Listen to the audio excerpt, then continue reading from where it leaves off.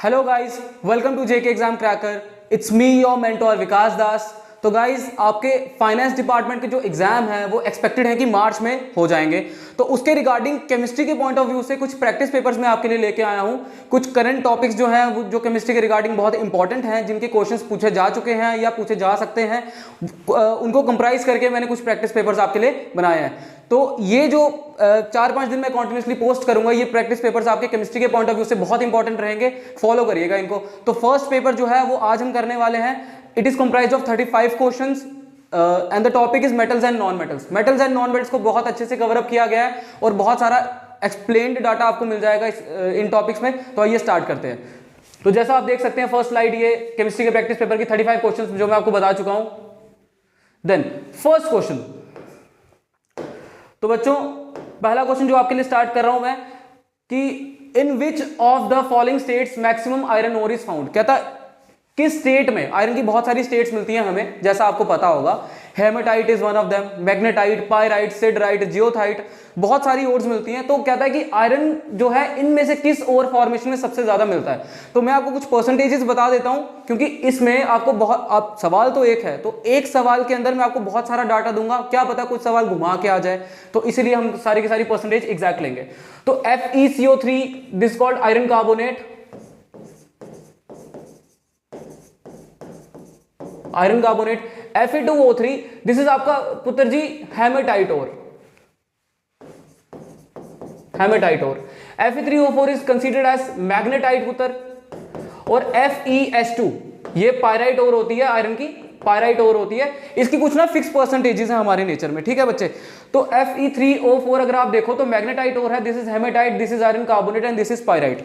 तो exact percentages के हिसाब से अगर देखा जाए, जो सर्वेज हुए उसके एग्जैक्ट परसेंटेजेस के हिसाब से आयरन सबसे ज्यादा परसेंटेजेस जो आयरन की रहती है वो मैग्नेटाइट में रहती है। It is approximately 72.4%। एक डाटा मैं आपको कंफाइन करके दे रहा हूं कि अप्रोक्सीमेशन डाटा इसका ये है कि आयरन की सबसे ज्यादा परसेंटेज पूरे अर्थ क्रस्ट में मैग्नेटाइट में मिलती है, देन हेमेटाइट में मिलती है। हेमेटाइट में कुछ परसेंटेज 60 to 65% रहती है पुत्र। पायराइट में बहुत कम रहती है, इट इज अप्रोक्सीमेटली 45%। और कार्बोनेट में अप्रोक्सीमेटली 50 to 60%। तो ये आयरन की परसेंटेज है। तो ये अगर आप सवाल देखो, इसके अकॉर्डिंग जो इसका जवाब बना कि सबसे ज्यादा आयरन ओर किस तरीके से फाइंड आउट होती है, then answer is Fe3O4 magnetite. ठीक है पुत्र। तो फर्स्ट क्वेश्चन का आंसर है थर्ड, मार्क कर लो। चलो सेकंड क्वेश्चन से स्टार्ट करते हैं। विच one of the following metals pollutes the air of A city having large number of automobiles. अच्छा, ये बहुत ही ज्यादा एक अच्छा सवाल है, बहुत ज्यादा डाटा इसके पीछे है, मैं आपको बता देता हूं, अच्छे से एक्सप्लेन करता हूं। सबसे पहले तो ठीक है, तो अब देखो कि कह रहा है कि सिटी में, कह रहा ऑटोमोबाइल्स की वजह से सिटीज में जो सबसे ज्यादा पॉल्यूशन, जो मेटल सबसे ज्यादा पॉल्यूशन कॉज करता है वो कौन सा है। अच्छा, इसके पीछे एक रीजन है स्ट्रेट फॉरवर्ड, वो पूरा का पूरा रीजन मैं बता देता हूं। एक्चुअली क्या होता है कि जब इंजन्स बनते हैं, जब ऑटोमोबाइल्स इंजन डिजाइन होते हैं, तो उसमें ना एक साउंड आती है जिसको नॉकिंग बोलते हैं, नॉकिंग बोलते हैं। अब आप नॉर्मल कोई भी आप क्या कहते हैं, कोई भी आप फ्यूल यूज करो, जैसे आप गैसोलीन यूज करो, या अगर आप क्या कहते हैं पेट्रोल यूज करते हो, या अगर आप डीजल यूज करते हो, तो अगर डीजल और पेट्रोल वाले इंजन जो भी होते हैं वो नॉकिंग साउंड प्रोड्यूस करते हैं। तो नॉकिंग साउंड क्या होती है एक्चुअली, एक ना ये कॉन्टिन्यूसली एक टक टक टक टक ऐसी साउंड आती है इंजन से थ्रू आउट। तो ये जो इंजन से साउंड आती है, इसको प्रिवेंट करने के लिए इसमें क्या होता है कि इसके अंदर ना, जैसे अगर आप पेट्रोल की बात करो, पेट्रोल में क्या करते हैं, वो एक एंटी नॉकिंग एजेंट डालते हैं, एक एंटी नॉकिंग कंपाउंड डालते हैं, ठीक है, ठीक है। अब एक एंटी नॉकिंग कंपाउंड डालते हैं। ये जो एंटी नॉकिंग कंपाउंड होता है ना, इसका शॉर्ट फॉर्म में बता देता हूं, this is called TEL, tetra ethyl lead, tetra ethyl lead, ठीक है। ये एक एंटी नॉकिंग कंपाउंड है, टेट्रा इथाइल लेड। इसको ना पेट्रोल में डालते हैं। अब होता क्या है कि पेट्रोल में टेट्रा इथाइल लेड के मिलने की वजह से अब ये नॉकिंग साउंड जो होती है ना, ये बंद हो जाती है। जो टक टक की कंटीन्यूअस साउंड आ रही है, ये बंद हो जाती है, क्योंकि लेड जो है, ये जो कंपाउंड है, ये इसके अंदर से ये साउंड को डिड्यूस कर देता है, और साउंड जो होती है वो काफी हद तक कम हो जाती है। तो अब होता क्या है कि जब पेट्रोल बर्न होता है, उसके साथ साथ ये पूरा का पूरा कंपाउंड बर्न होता है, पर ये कंपाउंड क्या होता है कि ये कंपाउंड ना इंजन में अटक जाता है। जो TEL है ये प्रॉपर जलेगा, इसमें क्या होगा कि जो लेड पार्टिकल्स है वो इंजन में अटक जाएंगे, और इंजन जो है वो, जो गाड़ी का इंजन है वो खराब हो सकता है। तो इसके लिए क्या करते हैं, इस TEL को ना एक्चुअली में एक कंपाउंड होता है जिसको बोलते हैं डाई एथाइल ब्रोमीन या 1,2 डाई एथाइल ब्रोमीन आप बोल सकते हो। ये कंपाउंड होता है, मैं आपको बता देता हूँ, CH2 Br die ethyl bromine, इसके साथ ये ना रिएक्ट करवाते हैं। अब TeL को इसके साथ रिएक्शन करवाने के बाद होता क्या है कि ये जो कंपाउंड बनता है, जो लेड है वो वॉलेटाइल स्टेट में आ जाती है, और लेड जो है वो जो गाड़ी का साइलेंसर होता है, ये जो गाड़ी का जो मेन साइलेंसर होता है उसके रास्ते धुएं के साथ जो लेड है वो एनवायरनमेंट में चले जाता है, और जिसकी वजह से पोल्यूशन बहुत ज्यादा होता है। तो अगर आपको मैं पूरी स्टोरी रिपीट करूं तो स्टोरी यही है कि गाड़ियों में क्या होता है कि नॉकिंग साउंड आती है जब इंजन बनता है, जैसे कोई पेट्रोल या कोई फ्यूल जलेगा तो उससे नॉकिंग साउंड आएगी। तो उस नॉकिंग साउंड को प्रिवेंट करने के लिए हम क्या करते हैं, एंटी नॉकिंग कंपाउंड डालते हैं, जैसे TeL, tetra ethyl alcohol is anti knocking compound, जो पेट्रोल के साथ मिलते ही वो जो नॉकिंग साउंड है उसको खत्म कर देता है पूरी तरीके से। लेकिन होता क्या कि उसको खत्म करने की वजह से जब ये जलता है ना तो ये कार्बोरेटर में, इंजन के कार्बोरेटर में अटक जाता है, जिसकी वजह से इंजन खराब हो सकता है। तो होता क्या है कि TeL के साथ हम डाईथाइल ब्रोमीन की 1,2 डाईथाइल ब्रोमीन की हम रिएक्शन करवाते हैं, और लेड जो है वो वॉलेटाइल स्टेट में आ जाता है। तो जो धुआं निकलता है एग्जॉस्ट से या साइलेंसर से, जो धुआं निकलता है उसके साथ लेड जो एनवायरनमेंट में चले जाता है, और जिसकी वजह से बहुत ज्यादा पॉल्यूशन होता है। आप कोई भी बड़ी सिटीज देखोगे, मेट्रो सिटीज देखोगे, मेट्रोपॉलिटन सिटीज देखोगे, जैसे बॉम्बे, बेंगलोर, दिल्ली, उसमें लेड की वजह से बहुत ज्यादा पॉल्यूशन होता है। तो इसका आंसर है आपका लेड। ठीक है पुत्र, तो सेकंड क्वेश्चन का आंसर है आपका लेड। थर्ड क्वेश्चन पे आते हैं। आई होप कि आपको ये समझ आया हो प्रॉपर अच्छे तरीके से, क्योंकि ऐसे क्वेश्चन आपको बहुत ज्यादा पूछे जाते हैं। ठीक है पुत्र जी, थर्ड क्वेश्चन, ये तो बहुत आसान क्वेश्चन है, सीधे गैल्वेनाइजेशन पे सवाल आया। ये तो छोटे बच्चों की क्लास में पूछा जाता है बहुत ज्यादा।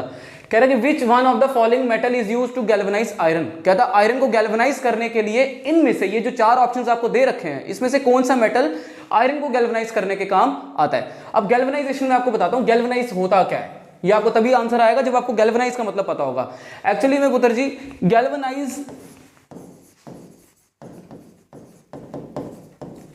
गैल्वेनाइज का मतलब क्या होता है, ये एक प्रोसेस है जिसको हम प्रॉपर या इसको पूरा का पूरा बोलते हैं गैल्वेनाइजेशन। अब ये प्रोसेस गैल्वेनाइजेशन जो है वो होता क्या है, अब छोटी क्लासेस की एनसीईआरटीज उठा के देखेंगे, क्लास 8th की, क्लास 10th की, क्लास 6th की, उसमें एक टर्म दी हुई है गैल्वेनाइजेशन। गैल्वेनाइजेशन का मतलब है कि जब किसी भी मेटल को, जैसे आयरन, उसको जंग लगने वाला होता है, तो आयरन एक बहुत ही ज्यादा कीमती या कॉस्टली मेटल है, तो उसको प्रिवेंट करने के लिए हम क्या करते हैं, मोल्टन जिंक लेते हैं। क्या लेते हैं, मोल्टन जिंक। अब मोल्टन का मतलब पिघला हुआ, तो हम क्या करते हैं, मान लो एक कंटेनर है, उसमें हमने जिंक ले लिया, पिघला हुआ जिंक ले लिया, और जो जिस चीज को हमने प्रिवेंट करना है जंग लगने से, जैसे आयरन को अगर हमने प्रिवेंट करना है जंग लगने से, तो हम क्या करेंगे, यहाँ पे आयरन जैसे आपने यहाँ पे डिप किया, तो आयरन के ऊपर क्या होगा कि आयरन के ऊपर एक लेयर आ जाएगी। ठीक है, आयरन के ऊपर किसकी लेयर आ जाएगी, जिंक की लेयर आ जाएगी। अब जब जंग लगेगा तो आयरन को नहीं लगेगा, जिंक को लगेगा, और जिंक जो है वो क्या करेगा कि ऑक्सीजन के साथ रिएक्शन करके एक कंपाउंड बनाएगा, दैट इज जिंक ऑक्साइड, और ये आयरन को कोरोजन से बचाएगा, रस्टिंग से बचाएगा। तो ये जो आंसर है आपका इसका कि कौन सा मेटल यहां पर आयरन को गैल्वेनाइज करने के काम आता है, दैट इज आपका जिंक। तो ये third is the right answer for third question, third is the right answer. ठीक है बच्चों, आई होप कि आपको ये एक्सप्लेनेशन समझ आया हो प्रॉपर। अगर नहीं आएगा तो आप कमेंट सेक्शन में बता दो, मैं आपको फिर से इसका एक डिटेल्ड एक्सप्लेनेशन बता दूंगा। ठीक है जी, चलो विच ऑफ फोर्थ क्वेश्चन पे आते हैं। विच of the following metals cause itai disease. चलो जी, बहुत अच्छा सवाल है। अब इटाई डिजीज क्या होता है पुत्र, पहले ये देखो, पहले इसकी ये इटाई डिजीज समझो कि क्या होता है। ये जो इटाई डिजीज है, ये एक्चुअली फर्स्ट टाइम पे ना 1960s में आप देखोगे, जापान करके कंट्री, आपको पता है जापान करके कंट्री है, जापान करके कंट्री, उसमें एक नदी बहती है जिसका नाम है जिंजू नदी, जिंजू रिवर करके एक नदी। उसमें क्या हुआ कि जापान एक कंट्री है जिसमें क्या है कि एक नदी है जिंजू नदी। वहां पे क्या देखा गया कि उसके शोर्स पे जो सिटीज बसती है ना, वहां पे लोगों को ना ये वाली डिजीज बहुत ज्यादा हो रही है। इसमें क्या होता है कि किडनी की फेलियर हो जाती है, बोन्स वीक होती हैं, और आपने देखा होगा कि कुछ अगर डिस्ग्रेस ना करते हुए मैं आपको बताऊं कुछ क्या कहते हैं कि आपने कुछ लोग देखे होंगे जो थोड़ा कुबड़ा होकर चलते हैं या थोड़ा सा टेढ़ा होकर चलते हैं, जिनकी बोन्स वीक होती है, किडनी फेलियर होता है। तो ये इटाई डिजीज है, उसके सिम्टम्स हैं किडनी फेलियर, बोन्स का वीक रहना, और क्या कहते हैं कि मेंटल हेल्थ जो है खराब होना। तो ये इस डिजीज के सिम्टम्स हैं। तो हुआ क्या कि जापान में एक नदी बहती है, उसके वो उस टाइम पे क्या हुआ कि 1960s में इंडस्ट्रियलाइजेशन बहुत ज्यादा आई। तो उस टाइम पे क्या हुआ कि इंडस्ट्रियलाइजेशन से वेस्ट बहुत जनरेट हुआ, तो वहां पर एक वेस्ट बहुत ज्यादा जनरेट हुआ, that is called cadmium. Cadmium जो है वो डायरेक्टली वो नदी में थ्रो आउट कर रहे थे, और जिंदू नदी के आसपास जो उस नदी के आसपास उसके वाटर को यूटिलाइज कर रहे थे, या जो सिटी में रहते थे जो उस एयर को इनहेल कर रहे थे और उस एयर के इन्वायरमेंट में थे, उनको ये डिजीज होने लग गया। तो वहां पर तो ये जो डिजीज है ये बहुत ज्यादा फैला, बाद में इसका जो है इलाज भी आया। तो क्या हुआ कि ये जो डिजीज है मेन बेसिकली जो है वो एक मेटल की वजह से हो रहा था, दैट इज कैडमियम। तो कैडमियम की वजह से हो रहा था, और ये जो मेटल है ये बहुत ही ज्यादा पॉइजनस मेटल है। कैडमियम डिजीज भी बोलते हैं इसको, या कैडमियम पॉइजन भी बोलते हैं इसको। ये क्रोनिक डिजीज है जो काफी लंबे समय तक रहती है किसी इंसानी शरीर में, ठीक है। तो फोर्थ क्वेश्चन का आंसर इज ऑप्शन 1 कैडमियम। ये थोड़ा सा मैंने आपको हिस्ट्री के साथ बता दिया कि ये कैसे नाम पड़ गया इसका और ये किस तरीके से आया, थोड़ा सा आप देख लेना, इसको भी आप थोड़ा रिसर्च करना, ठीक है जी। चलो, विच of the following mineral is found in monazite sand. Monazite करके सैंड होती है एक, गूगल पे डायग्राम देखना, बहुत प्यारी डायग्राम दे रखी है। ऐसे करके बहुत सारे पत्थर हैं, बीच में एक ऑरेंज कलर के पत्थर दिखेंगे आपको, येलोइश पत्थर दिखेंगे, बहुत सारे पत्थर एक साथ होते हैं। तो इन्होंने बोला कि जो मोनाजाइट सैंड है तो उसकी डायग्राम कुछ ऐसी, आपको गूगल में देख लेना आप, ठीक है। तो मोनाजाइट सैंड जो है उसमें इनमें से कौन सा एलिमेंट प्रेजेंट होता है। तो मोनाजाइट ना अगर आप देखोगे तो मोनाजाइट इंडिया में भी बहुत ज्यादा मिलती है, केरल में मिलती है, Andhra Pradesh is one of the cities जहां पे मोनाजाइट सैंड पाई जाती है। मोनाजाइट का असली में यूज क्या है, ये ना क्या कहते हैं, क्राफ्टिंग इंडस्ट्रीज में और कास्टिंग इंडस्ट्रीज में, बिल्डिंग मटेरियल्स में ये बहुत ज्यादा यूज होती है। और एक मोनाजाइट सैंड जो है वो न्यूक्लियर, इंडिया में सबसे ज्यादा न्यूक्लियर फ्यूल्स के तरीके से यूज होती है। तो अब आप अगर देखोगे इसमें से तो न्यूक्लियर फ्यूल अगर पोटेशियम देखोगे नहीं है और सोडियम भी नहीं है, तो दो ऑप्शन रहे, one is uranium and third is thorium, ठीक है, एक यूरेनियम और एक थोरियम। तो मोनाजाइट सैंड की जो मेन कॉन्सेंट्रेशन होती है, जो सबसे ज्यादा मिनरल मोनाजाइट सैंड में मिलता है, that is thorium. Third option ये याद रख लेना, ठीक है। तो मोनाजाइट सैंड में थोरियम भी मिलता है, हालांकि कुछ टाइप्स हैं जिसमें प्लूटोनियम और यूरेनियम भी मिलता है, पर वो डिफरेंट तरीके के होते हैं, उसमें वहां पे ऑप्शन दिया होगा यूरेनियम मोनाजाइट, ठीक है, तो वो आप देख लेना। नेक्स्ट क्वेश्चन पे आओ, which of the following could be used as fuel in propellant और रॉकेट। अब देखो ये बहुत अच्छा सवाल है, ये एनसीईआरटी से उठाया गया है, क्लास 8th की केमिकल कंपाउंड्स करके, केमिकल इफेक्ट्स ऑफ करंट करके एक चैप्टर है, उसमें से उठाया गया कि इसमें से कौन सा जो ऑप्शन है वो रॉकेट और प्रोपेलेंट के फ्यूल्स के लिए यूज हो सकता है, ईंधन के लिए यूज हो सकता है। तो अब मैं आपको बता देता हूं रॉकेट में क्या होता है कि रॉकेट में ना सबसे पहले गैसोलीन और केरोसिन का मिक्सचर एज ए यूज हो रहा था। अपोलो का मिशन अगर आप देखोगे तो अपोलो के मिशन जो 1970s के टाइम पे हुए हैं, वहां पे गैसोलीन और केरोसिन के इंजन यूज हो रहे थे। पर उन्होंने देखा कि इसकी जो कैलोरीफिक वैल्यू है ना बहुत ज्यादा है। पर इसके बाद एक रिसर्च हुई, उसमें क्या हुआ, उसमें क्या पता लगा इन्होंने कि इन्होंने देखा कि जो लिक्विड हाइड्रोजन है ना, अब हाइड्रोजन को स्टोर करना बहुत मुश्किल है, तो उन्होंने क्या देखा कि जो लिक्विड हाइड्रोजन है वो उसकी कैलोरीफिक वैल्यू बहुत ज्यादा है। कैलोरीफिक वैल्यू क्या होती है कि जब 1 kg ऑफ फ्यूल कोई भी जलता है उसके बाद वो कितनी अमाउंट ऑफ एनर्जी प्रोड्यूस कर सकता है। तो ऑब्वियसली हाइड्रोजन की जो एनर्जी थी वो गैसोलीन और केरोसिन के मिक्सचर से ज्यादा थी। अब हाइड्रोजन को जलाना तो पड़ेगा ही, और जलाने को बोलते हैं हम कंबशन के लिए हमें ऑक्सीजन तो चाहिए ही होगा। तो लिक्विड हाइड्रोजन को ट्रीट किया गया लिक्विड ऑक्सीजन के साथ, तो ये एक बहुत बेहतरीन फ्यूल बन गया, जो आजकल के रॉकेट मिशन, या अगर आप मार्स मिशन देखोगे जो मंगलयान मिशन हुआ था, या अगर आप जो क्या कहते हैं मून मिशन देखोगे जो इंडिया ने भेजा था, उन सारे के सारे मिशन में, या नासा वालों की तरफ से भी कोई मिशन होते हैं तो उसमें लिक्विड फ्यूल जो है लिक्विड हाइड्रोजन और लिक्विड ऑक्सीजन का कॉम्बिनेशन भी यूज किया जाता है, ठीक है। तो यहां पर जो इसका सही आंसर बनता है आप देख लो, लिक्विड हाइड्रोजन और ऑक्सीजन कहां है, option number 4 is the right answer.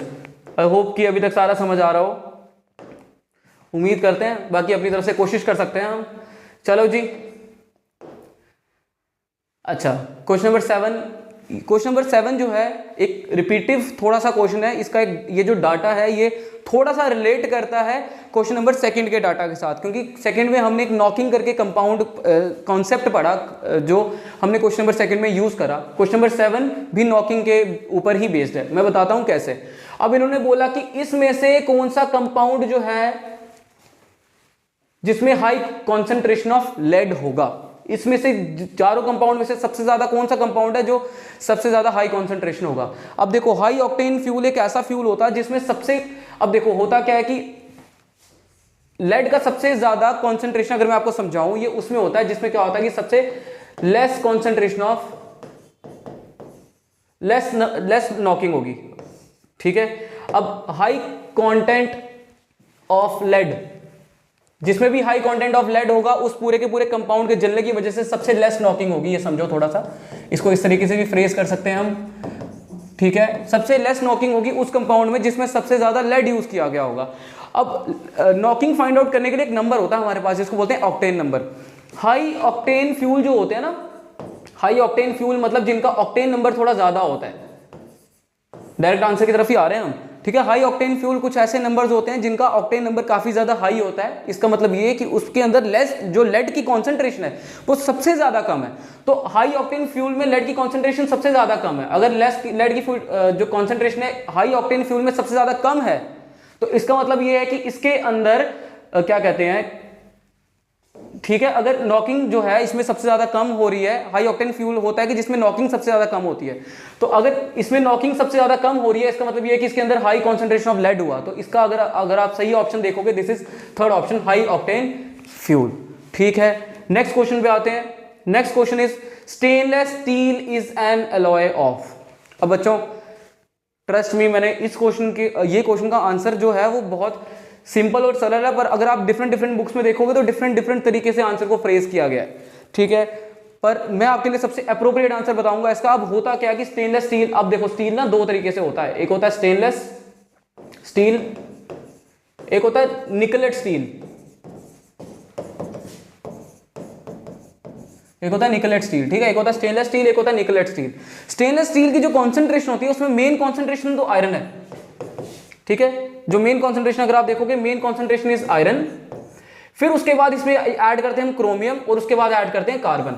अब क्रोमियम की परसेंटेज इसमें ना फिक्स है 10.5%। अगर आप देखना 10.5 से कम ही होगी, ज्यादा नहीं हो सकती। क्रोमियम की परसेंटेज फिक्स है, आयरन सारा का सारा कंटेंट आयरन का ही है, इसके अंदर 10.5% क्रोमियम डाल दो और कुछ 1 से 2% कार्बन यूज करते हैं, ठीक है।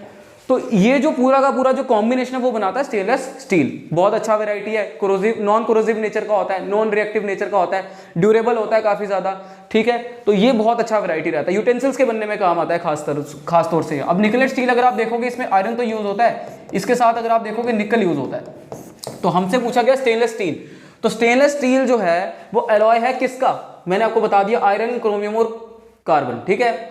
क्रोमियम, कार्बन और iron, option second is the right answer. अब बहुत सारी बुक्स मैंने देखी उनमें कार्बन उन्होंने छोड़ा था, पर अगर हमें अलॉय पूछा तो ना हमें यहाँ पर मेटल के बारे में पूछा गया है, ना हमें नॉन मेटल के बारे में पूछा गया है, क्योंकि दो तरीके के अलॉय होते हैं, एक होते हैं मेटल कंटेंट, एक होते हैं नॉन मेटल कंटेंट। अब ये सिर्फ अलॉय पूछा तो मैं सारे के सारे एलिमेंट्स को फ्रेज करना मेरे लिए बहुत इंपॉर्टेंट था, इसलिए ऑप्शन 2 मेरे हिसाब से राइट आंसर है, ठीक है बच्चों। अगर आपको ये समझ आया हो, नेक्स्ट क्वेश्चन पे आ सकते हैं हम। चलो जी, क्वेश्चन नंबर 9 पे आओ। Which of the following is used in welding broken pieces of iron nails and machine parts? अच्छा जी, ठीक है जी। अब देख लो, क्वेश्चन बहुत अच्छा प्यारा क्वेश्चन पूछा गया है। अब बोल रहे हैं कि कह रहा है कि ब्रोकन जो आयरन पार्ट्स होते हैं या मशीन के पार्ट्स जो ब्रोकन होते हैं, तो उसको रिपेयर करने के लिए ये 4 ऑप्शन दिए। कह रहा है इनमें से सबसे बेस्ट कौन सा है, इसमें से एक तो नन ऑफ द अबव है। तो अब वो देखते हैं नन ऑफ द अबव लगेगा कि नहीं लगेगा, या जो बाकी 3 ऑप्शंस हैं इन पे नजर डालो थोड़ा। First one is aluminium sulphate, ये एल्यूमिनियम और इसका आगे कंटिन्यू किया गया सल्फेट, ठीक है। Second one is solder, solder actually में एक अलॉय होता है, मैं बताऊंगा आगे आपको, ठीक है। फिर एल्यूमिनियम पाउडर और चौथा is none of the above. अब मैं बताता हूं एक रिएक्शन के बारे में बताता हूं, this reaction is called thermite welding reaction, ठीक है, या थर्माइट वेल्डिंग प्रोसेस बोलते हैं इसमें। तो ये रिएक्शन क्या है मैं लिख देता हूं यहाँ पे, this is called thermite welding reaction. अब होता क्या है कि थर्माइट वेल्डिंग रिएक्शन में क्या होता है कि जब कभी भी कोई पार्ट ब्रोकन हो जाए, खास तौर से आयरन का, तो उस पार्ट को रिपेयर करने के लिए आप क्या करते हो, आप एल्यूमिनियम का पाउडर यूज करते हो, और एल्यूमिनियम के पाउडर को बहुत ज्यादा हीट करते हो। जब आप बहुत ज्यादा हीट करते हो तो मॉल्टन स्टेट में एल्यूमिनियम जो है वो उस आयरन के साथ रिएक्शन करके उसकी जगह पे जहां पर ब्रोकन हुआ होता है वहां पर चिपक जाता है। आपने ये रिएक्शन बहुत बार देखी भी होगी। जैसे मैं अपना थोड़ा बता देता हूँ कि जब I actually own A scooty, तो मेरी स्कूटी का जब स्टैंड टूट गया था तो स्टैंड को थोड़ा सा वो वेल्डिंग कराना पड़ा, तो वो थर्माइट वेल्डिंग ही था, क्योंकि वो लोहे का स्टैंड है और लोहे के साथ आयरन के साथ उन्होंने जोड़ा जब स्टैंड टूट गया था। That is actually thermite welding. Thermite क्यों, क्योंकि हीट बहुत ज्यादा सप्लाई कर रहे हो, ठीक है। तो यहां पर अगर आप सही ऑप्शन देखोगे, दिस इज एल्यूमिनियम पाउडर, ठीक है। चलो जी अगले क्वेश्चन में मूव करते हैं। The metals commonly used for electroplating are, अच्छा जी, तीन तीन एलिमेंट्स दे रखे हैं, तीन तीन एलिमेंट्स के ग्रुप हैं, टोटल हमें 12 एलिमेंट्स के ऊपर पूछा गया है। अब इसके लिए ना आपको ऐसे क्वेश्चंस को करने के लिए आपको अपने कॉन्सेप्ट में बहुत एग्जैक्ट होना पड़ेगा। अब मैं आपको बताता हूं कुछ इलेक्ट्रोप्लेटिंग वाले जो मेटल्स हैं जो मैं जानता हूं, मैं आपको बताता हूं। फर्स्ट वन इज गोल्ड, फिर क्रोमियम बता देता हूं, फिर कॉपर होगा, निकल होता है, ठीक है। तो ये 3-4 मेटल्स हैं जिनको इलेक्ट्रोप्लेटिंग में हम यूज करते हैं, ठीक है, इलेक्ट्रोलाइटिक रिफाइनिंग में भी यूज करते हैं। तो कॉपर की भी इलेक्ट्रोलाइटिक रिफाइनिंग होती है। गोल्ड को आप यूज करते हो इलेक्ट्रोप्लेटिंग करने के लिए, आर्टिफिशियल ज्वेलरी बनाने के लिए। जो आप देखोगे ना फेक ज्वेलरी होती है जिसके ऊपर गोल्ड का सिर्फ लेयर होता है, वो गोल्ड की इलेक्ट्रोप्लेटिंग से बनता है। अब आधे बच्चे गोल्ड देख के पहला ऑप्शन टिक मारेंगे, पर थोड़ा सब्र करो, ठहरो और सारे ऑप्शन ध्यान से देखो। अब गोल्ड तो इलेक्ट्रोप्लेटिंग करता है। अब मैं क्या करता हूं आपके लिए बारी बारी ना मैं बता देता हूं कौन कौन। जैसे गोल्ड है, ठीक है, गोल्ड तो इलेक्ट्रोप्लेटिंग करता है, पर सोडियम इलेक्ट्रोप्लेटिंग करता है क्या? नहीं करता है। ये बहुत ज्यादा रिएक्टिव मेटल है, ये एयर के साथ कांटेक्ट में आके ब्लास्ट हो सकता है। क्रोमियम करता है। तो पहले वाले ऑप्शन में 2 तो है लेकिन सोडियम आंसर नहीं है, तो पहला वाला ऑप्शन तो मेरे लिए क्रॉस हो गया, मैं इसको आंसर बोल ही नहीं सकता।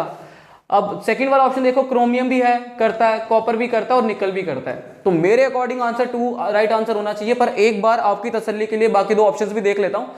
निकल जो है इलेक्ट्रोप्लेटिंग करता है, लेड नहीं करता, क्रोमियम फिर करता है, गोल्ड करता है, पोटेशियम और सोडियम दोनों नहीं करते। तो जो आंसर सही बना वो सेकंड ऑप्शन बनता है, ठीक है बच्चों। तो 10th क्वेश्चन का जो आंसर है that is second option, chromium, copper and निकल, ठीक है जी। अगले क्वेश्चन पे आते हैं। बहुत सही क्वेश्चन है ये तो, अच्छा जी, ठीक है जी।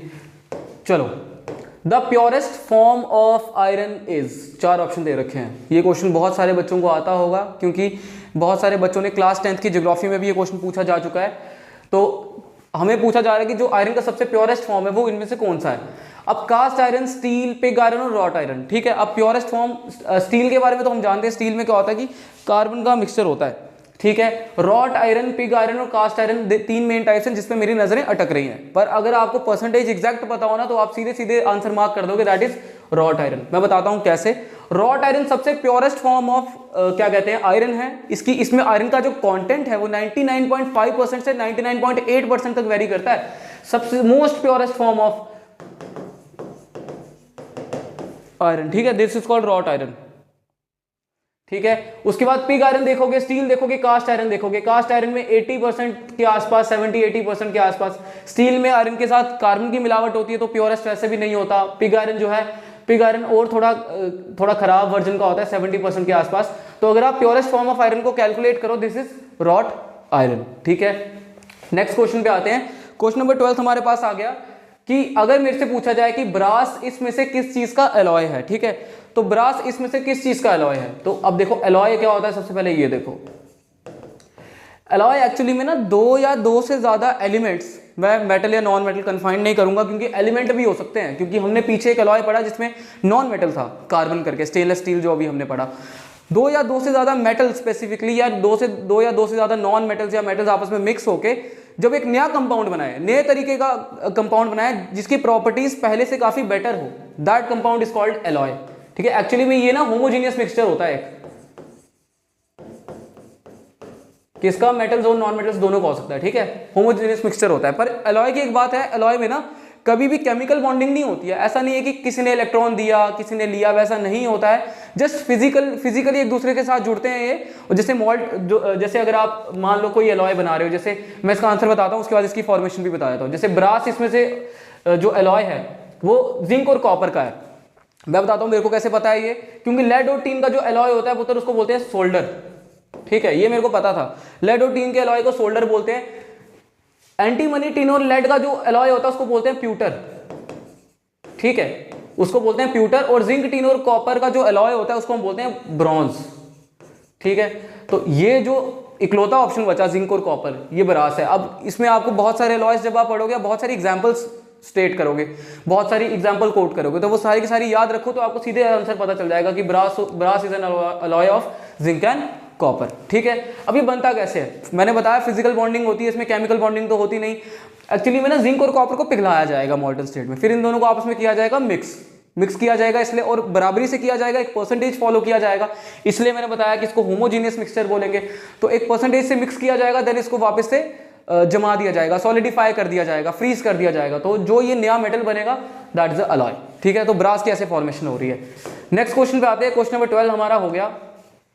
ठीक है जी, अगले क्वेश्चन पे आ जाओ। Which metal does not undergo corrosion due to the formation of oxide layer. ठीक है, अब देखो ये बहुत बेसिक सवाल है, बहुत बेसिक सवाल है, मेरे पढ़ाने से पहले तुम में से बहुत सारे बच्चों को ये पहले से पता होगा। अब देखो कॉपर जब जंग करता है, कॉपर टार्निशिंग होती है कॉपर की, ठीक है, कॉपर के ऊपर सल्फाइड की लेयर होती है, कॉपर जो है काला पड़ जाता है। अब आयरन जो है इसको भी जंग लगता है, आयरन खराब होता है। जिंक जो है, जिंक को भी जंग लगता है, बचा एक एल्यूमिनियम। अगर आप इसमें से देखोगे कि कोरोजन से बचाने की, अब देखो which metal does not undergo corrosion due to the formation of oxide layer. सवाल ध्यान से समझना कि इसने बोला है कि इसमें से कौन सा मेटल है जो कोरोजन जो ऑक्सीजन के साथ रिएक्ट करके अपने ऊपर एक ऑक्साइड की लेयर बना लेता है, जिसकी वजह से वो कोरोजन से बच जाए। अब अगर आपको गैल्वेनाइजेशन याद हो, मैंने उसमें आपको क्या बताया था कि जिंक जो है वो ऑक्साइड की लेयर बनाता है, पर उसको जंग लगता है। ठीक है, लेकिन जिंक को जंग लगता है, उसको आयरन को बचाने के लिए जिंक को वहां पर यूटिलाइज किया गया है। ठीक है, अब यहां पर क्या होता है कि 13th क्वेश्चन अगर आप देख रहे हो, इसमें क्या होता है कि एल्यूमिनियम जो है, अगर आप किसी भी मेटल पे एल्यूमिनियम की कोटिंग करते हो, ठीक है, अगर आप किसी भी मेटल पे क्या करते हो, एल्यूमिनियम की कोटिंग करते हो, तो इस प्रोसेस को बोलते हैं एनोडाइजिंग। जैसे गैल्वेनाइजेशन एक प्रोसेस है, इस प्रोसेस का नाम है एनोडाइजिंग। प्रिवेंशन ऑफ कोरोजन करके जो टॉपिक होते हैं ना, जब भी, तो एनोडाइजिंग उसमें एक पॉइंट होता है जिसमें क्या बोलते हैं कि इलेक्ट्रिसिटी की मदद से एल्यूमिनियम के ऑक्साइड के एल्यूमिनियम के ऊपर ऑक्साइड की लेयर लगाते हैं, वो एल्यूमिनियम ऑक्साइड बनवाते हैं और उसकी लेयर ऊपर लगा देते हैं एक डिजायर्ड मेटल पे, जिसको वो कोरोजन से बचाना चाहते हैं।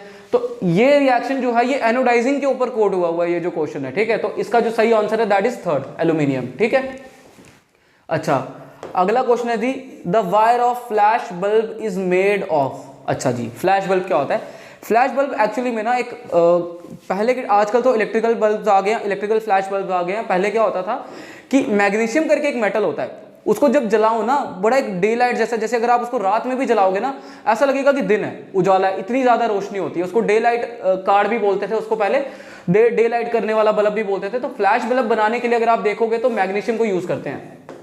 ठीक है, अब लेकिन अगर आप देखोगे मैग्नीशियम को अगर आप KClO3 के साथ रिएक्शन कराते हो, अब फ्लैश बल्ब में क्या होता है कि मैग्नीशियम को जलाना ही है ना, जिसकी वजह से वो डे लाइट करेगा। तो अगर आप KClO3 की प्रेजेंस में जलाते हो, जिसको बोलते हैं पोटेशियम क्लोरेट, इसकी प्रेजेंस में जलाते हो, तो ये एक एक्सप्लोसिव तरीके से जलता है और ये धमाका कर सकता है, जो थोड़ा सा हार्मफुल और रिस्की कॉन्सेप्ट है ना। तो इसलिए ये जो फ्लैश बल्ब है, जो वायर है फ्लैश बल्ब वाले जो वायर है, इनको बंद कर दिया गया है।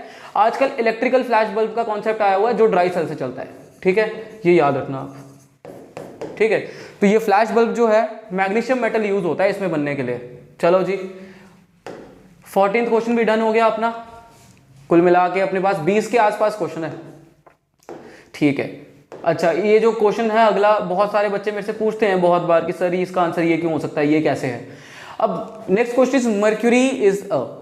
अब देखो मर्क्यूरी क्या होता है, ये बहुत 8th क्लास में शायद से फर्स्ट टाइम जब मैं पढ़ा रहा था, तो 8th में फर्स्ट टाइम इंट्रोड्यूस हो रहा था, जब मैं खुद भी पढ़ रहा था। तो मर्क्यूरी का कॉन्सेप्ट वहां पे दिया गया। आजकल तो बहुत पहले से पढ़ाया जा रहा है, 6th में 7th में पढ़ा देते हैं कि एक्चुअली में बहुत सारे जो जैसे बहुत सारे एलिमेंट्स हैं उनकी कुछ प्रॉपर्टीज हैं, है ना। तो उसमें से एक प्रॉपर्टी जब आप पढ़ते हो ना कि जो मेटल्स हैं वो सारे के सारे सॉलिड स्टेट के होते हैं, है ना, उसमें आप एक्सेप्शन लिखते हो मरकरी, है ना। तो मरकरी इकलौता ऐसा मेटल है पूरे के पूरे पीरियोडिक टेबल में जो लिक्विड स्टेट में होता है रूम टेम्परेचर पे। रूम टेम्परेचर बोलने का मतलब है कि 25 डिग्री सेल्सियस के आसपास मरकरी जो होता है वो लिक्विड होता है।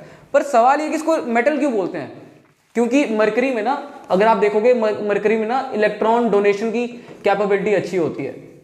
मरकरी जो है इलेक्ट्रॉन डोनेशन कर सकता है, इलेक्ट्रॉन डोनेट कर सकता है। मेटल्स का जो मेन क्राइटेरिया, जब केमिकली हम मेटल्स को नॉन मेटल से अलग करते हैं तो उसमें एक पॉइंट हम लिखते हैं कि जो मेटल्स होते हैं वो इलेक्ट्रॉन डोनेट करने की प्रॉपर्टी उनमें अच्छी होती है। अब इलेक्ट्रॉन डोनेट करने की वजह से उनकी इलेक्ट्रिकल कंडक्टिविटी और हीट की कंडक्टिविटी काफी अच्छी होती है। इसलिए मरकरी जो है अगर आप देखोगे थर्मोमीटर्स में भी यूज होता है, क्योंकि जब फीवर होता है तो वो हमारा हीट कंडक्शन करता है बॉडी का और वो बता देता है कि कितना फीवर है ना। तो हीट कंडक्शन और इलेक्ट्रिकल कंडक्शन के लिए अच्छा है, इलेक्ट्रॉन डोनेट कर सकता है, तो मेटल होगा और लिक्विड मेटल होगा। तो second option is the right answer. I hope कि आपको आपका आंसर मिल गया। अच्छा जी, an electric iron has a heating element made of, क्या था इसमें से हीटिंग, अब ये सीधा सीधा सवाल है, इसका सीधा सीधा जवाब है, ठीक है। इसके अलावा एक और सवाल बताऊंगा जो पूछा जा सकता है, उसका जवाब भी बता दूंगा, ऑप्शन वहीं पे है, ठीक है।